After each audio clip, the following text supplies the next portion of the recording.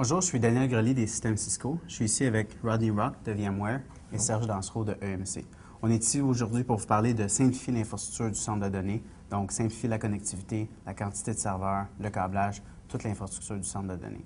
Donc, Rodney, peux-tu nous expliquer les bases de virtualisation? Oui, merci Daniel. Quand on regarde la technologie VMware, on parle de la virtualisation et de la consolidation.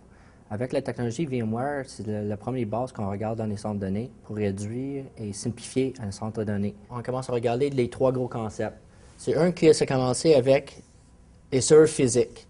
C'est là qu'on commence à la base de la virtualisation. C'est une façon que nous autres, on peut regarder de faire la consolidation vers un système qui ont pas fait consolidation des serveurs physiques à virtuel en utilisant une technologie qui s'appelle ESX. Ça nous permet de faire transférer des images physiques à virtuel en utilisant une technologie de P2V, physique à virtuel. L'idée, c'est que maintenant, avec une technologie VMware, avec les hosts ESX, on est capable d'obtenir des ratios des boîtes physiques entre cette boîte-là en des machines virtuelles dans des ratios 20:1. On peut faire plus avec moins et avoir la flexibilité de déplacer des machines rapidement et utiliser le hardware physique à 100%. Le 20:1, maintenant, nous permet de faire des consolidations et de simplifier le réseau. Aujourd'hui, les serveurs ont tous accès au réseau IP. Donc, on a un réseau local ici, on va dire un LAN, avec une ou plusieurs cartes réseau pour accéder à ce réseau-là. Quand on prend plusieurs serveurs physiques puis qu'on crée des machines virtuelles, faut s'assurer qu'il y a une bande passante suffisante. Donc, aujourd'hui, chacun des serveurs va avoir plusieurs cartes pour accéder au réseau local. Une machine virtuelle peut être disponible sur un serveur parce qu'on a des ressources CPU, de la mémoire vive suffisante. Par contre, la bande passante, on ne peut pas dire, bon, mais vu qu'on devient une machine virtuelle, on peut se contenter d'uniquement 10 de la bande passante qu'on avait auparavant. Donc, juste de s'imaginer une dizaine de serveurs dans un seul, Rodney parlait d'une consolidation de 20:1, mais juste une dizaine de serveurs dans un seul va nécessiter d'amener peut-être pas 10 câbles de bande passante pour connecter au LAN, mais peut-être 4, peut-être 6, peut-être 8.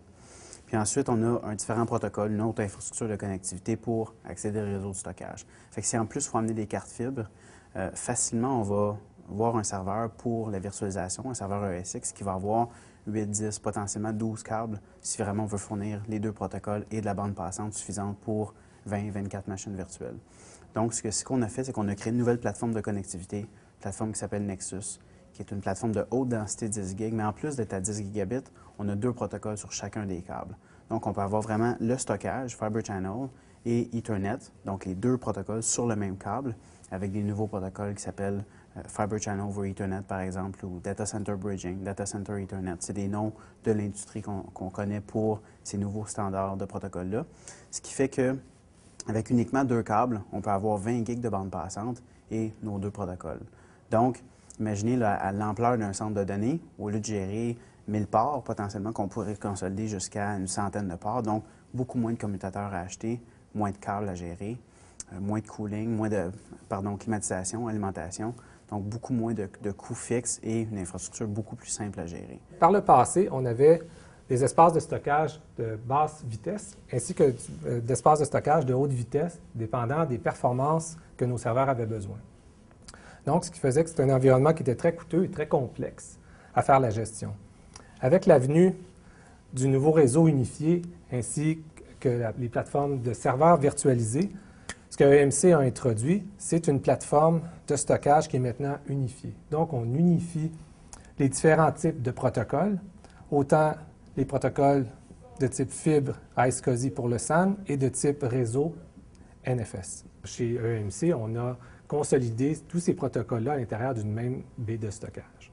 Donc, ce que ça a apporté, c'est d'être capable, dans une seule baie, de simplifier la gestion, diminuer l'espace plancher qu'il y a dans les centres de données. Donc, en conclusion, VMware, avec la consolidation des serveurs, l'unification du réseau avec Cisco et chez EMC avec la consolidation du stockage, on a réussi à simplifier le centre de données pour amener meilleure performance, diminution des coûts de gestion au centre de données.